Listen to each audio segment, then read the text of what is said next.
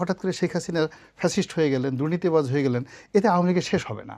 বা অতীতে ধরেন বঙ্গবন্ধুর হত্যাকাণ্ডের মতো একটা নির্মম ঘটনা ঘটেছে, বা হোসেন শহীদ সরওয়ার্দী চলে গেছেন, কিন্তু আওয়ামী লীগ কিন্তু শেষ হয়নি।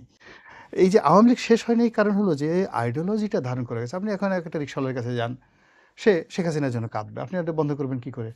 সে শেখ হাসিনার দ্বারা উপকারও পায় নাই, ক্ষতিও হয় নাই, কিন্তু তার জন্য তার মায়া লাগে। যতবারই আওয়ামী লীগ বিপদে পড়েছে, সে 1954-এ, 55-এ, 57-এ, সবসময় তো আওয়ামী লীগ গণহত্যাকারী ছিল। সবসময় তো আওয়ামী লীগের টপ টুলো সবাইকে জেলে পোড়া হয়েছে। আওয়ামী লীগকে ধ্বংস করার জন্য নিষিদ্ধ, আওয়ামী লীগ তো এইবার প্রথম নিষিদ্ধ হয়নি, বহুবার নিষিদ্ধ হয়েছে, কিন্তু বারবার কেন ফিরে আসছে? বিকজ মানুষের হৃদয়ের মধ্যে, মস্তিষ্কের মধ্যে, এই বাঙালির গঠনের মধ্যে, অর্থাৎ এই বাঙালির যে কোনো মানুষের সামনে যদি আপনি ইলিশ মাছ দেন, তাহলে ওর যে একটা আকর্ষণ তৈরি হবে। এই বাঙালির যে কোনো একটা মানুষের সামনে যখন আপনি একটা গোলাপ ফুল আনেন, ওর মধ্যে আম আনেন, জাম আনেন, কাঁঠাল আনেন, ওর মধ্যে যে ধরনের একটা প্রতিক্রিয়া হবে।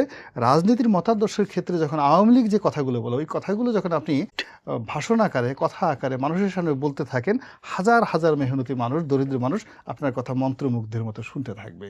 আর এই মন্ত্রমুগ্ধ মতো শোনার জন্য কোনো এলিট মানুষের দরকার নাই। যার দুটো জবান আছে, ফজলুর রহমানের মতো বা গোলাম মোল্লা রনির মতো একজন মানুষ শুধুমাত্র এই কথাগুলো বললে সেই তাকে তারা, মানুষ তাকে নেতা হিসেবে গ্রহণ করে নিয়ে যাচ্ছে। ফলে আওয়ামী লীগ শেষ হবে না। এখানে আওয়ামী লীগ যদি আমরা মনে করি আওয়ামী লীগ মিন্স মানে শেখ পরিবার, আওয়ামী লীগ মিন্স মানে শেখ হাসিনা, মানে যারা এটা মনে করছে তারা ভুল করছে, এবং তারা আওয়ামী লীগকে আন্ডারমাইন করছে। কিন্তু আওয়ামী লীগের নেতৃত্বটা আপনি দেখেন, ইভেন বঙ্গবন্ধু যেভাবে চলে আসছে, তিনি তো Bangabandhu 1954 one of the top 100-এর মধ্যে নেতা ছিলেন না, 100 জন শীর্ষ নেতার মধ্যে 1954 ছিলেন। তিনি হয়ে গেলেন আওয়ামী লীগের অবিসংবাদিত নেতা। কিভাবে? বিকজ তার হাতে মাউথ স্পিচ ছিল, কথা বলার ছিল। আগামীতে হয়তো দেখা গেল এই আমাদের মেহনতি মানুষের মধ্যে একজন লোক, একজন বঙ্গবন্ধু লুকিয়ে আছে, যার বয়স হয়তো এখন 15 বছর। আজ থেকে 5 বছর পর হঠাৎ করে দেখবেন যে এই শহীদ মিনারে দাঁড়িয়ে এমন বক্তব্য দিচ্ছে, সাজ্জাদ, হাসনাত, সারজাস এদের মতো রিপ্রেজেন্টিং আওয়ামী লীগ নেতা হয়ে গেছে, দ্বিতীয় বঙ্গবন্ধু হয়ে গেছে।